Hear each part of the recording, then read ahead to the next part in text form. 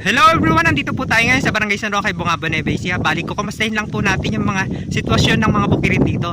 Ito po si Kuya Limuel. Sir, ano nyo po itong kinatatoyan natin ngayon? Lote sir, Lote na... dating nasisibuyasan, ngayon nag-iilog na siya. Paano po ba nangyari? Eh sir, may nabutas po sa gawiro, dito na po siya pumasok. Umatras yung tubig. Sir, Ano po bang bagyo yung naka-apekto dito? sir, yung opong. Yung bagyong Opong. Tapos nasundan pa ni Paulo tsaka ni Ramil. Sir, Bali, yung pagkakasunod-sunod po ng bagyo na yon, hindi po nawalan ng tubig. hindi na po sir, magmula nun. Eh di paano po ba yung gagawin nyo dito ngayong magtataniman na ng sibuyas? Sir, ganyan na lang yan. Walang pag-asa Wala na, na sir, wala naman sir eh. na halimbawa matuto yan tapos pwedeng patagin. Kung sakali sir na may tutulong, pwede naman po. May nag-offer na po ba ang government na halimbawa aayusin nila yung mga bukirin, papatagin para naman makapagtanim yung mga magsasaka ng sibuyas? Pwede po sir, pwede po. Pwede po. Ganun. Ibig sabihin, wala pa pong binigay na details sa inyo. Wala pa naman sir.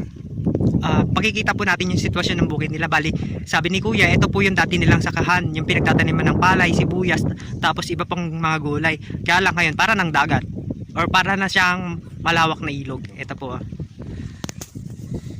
Ayan. Paikot. Ayan po yung mga kubo nila. Sir, paki-vlog yung kubo namin.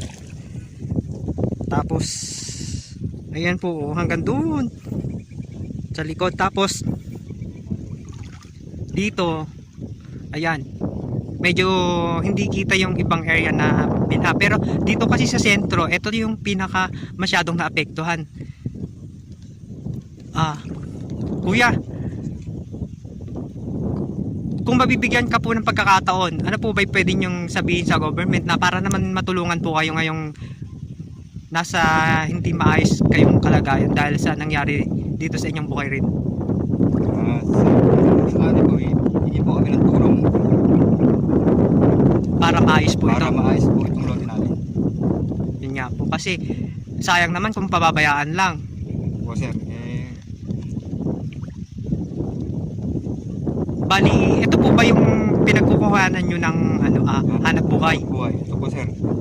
Bali, ito po yung minaanan nyo pa ho sa magulang nyo para meron kayong sakahan, magsakahan, Sibuyasan. tibuyasan. Paano po yan? Ala na kayong tataniman ngayong season. Paano po yung mangyayari sa... Wala na po sir. Magiging trabaho dahil ganito na pinupan lote namin. Bali, ilan po ba kayo naapektuhan dito sa barangay nyo? Marami po sir. Po. Ay, higit. Nasa 10. Bali, iba't ibang area po. Yung lahat po ng palikot na yan. Umapaw po ba yung tubig nung Puro Ayun. tubig po. Tubig. puro tubig kaya ganun rin yung nangyari? Sana kung mapapanood or makikita po ng government, hinihiling po ng mga magsasaka dito sa Barangay San Roque na tulungan po sila para masaayos po yung kanilang bukid. Para naman po pag pwede ng taniman, makakapagtanim po sila ng mga gulay para sa kanilang pamilya.